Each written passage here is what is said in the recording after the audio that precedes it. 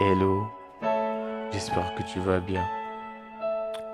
Aujourd'hui, j'aimerais te raconter une courte histoire, mais un grand témoignage.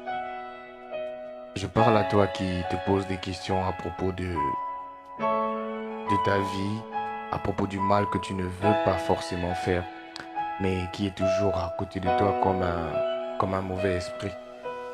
Un jour, sûrement comme toi présentement, j'en avais marre de tout faire.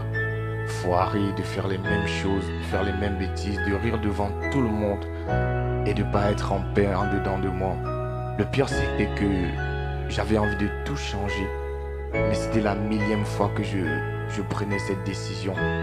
Et là, ce qui s'est passé, c'est que un bon jour, j'ai passé des heures sur mon lit à regarder le plafond. À un moment, je souris, à d'autres, je froisse le front. En fait, je pense à ma vie et je deviens amer tout au fond. Je vois qu'en fait, en fin de compte, ma vie n'a même pas de sens. Car regarde, dans les efforts que je fais pour garder la forme, je vois que mon plus grand tort est de banaliser le fond.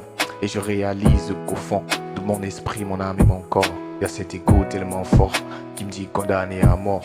Car au départ de ma route, j'ai rencontré mon enfance avec mon ballon de foot. J'avais à peine la conscience, je ne connaissais pas le doute, ni ce qu'on appelle la méfiance. J'étais bien fait en outre, j'avais encore tous mes sens. C'est à mon adolescence que le sens du bien m'a quitté. Je quitte de bien éduqué, à dans la rue recruté. Je plonge dans l'ignorance et renonce à la vérité. C'est là que je commence ce que j'allais regretter. Un style de vie suicidaire, où pour un rien c'est la guerre. Où on dit qu'on est frère et pour faire le mal on est fier.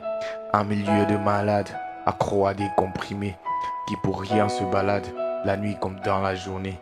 Mais c'est quand t'as tout essayé et que tu n'as rien gagné, que comme le fils prodigue tu repenses à la maison. En quelque temps isolé tu reviens à la raison. Et c'est là que surgissent tout un tas de questions. Qu'a passé les jours de ta vie à ne rien faire de bon, vu que face aux envies t'es incapable de dire non. Et quand tu penses à ta vie, tu es amer tout au fond. Tu vois qu'en fait, en fin de compte, ta vie n'a même pas de sens. Car regardant les efforts que tu fais pour garder la forme, tu vois que ton plus grand tort est de banaliser le fond. Et tu réalises qu'au fond, ton esprit, ton âme et ton corps, il y a cet écho tellement fort qui dit condamné à mort. Mais comme la grâce surabonde, là où le péché abonde, et que sa miséricorde frappe à toutes les portes, il a frappé à mon cœur, m'a tendu sa main d'amour. Et aujourd'hui, c'est en cœur qu'en retour ce cœur le loue. Il est celui qui sur les trois chemins me tient la main. Celui qui pour moi à la croix s'est fait clouer les mains. Jésus existe mon frère, ma soeur, je sais de quoi je parle. Car de toute évidence, moi, je ne me voyais pas. De 22h à minuit, les mains posées sur le front.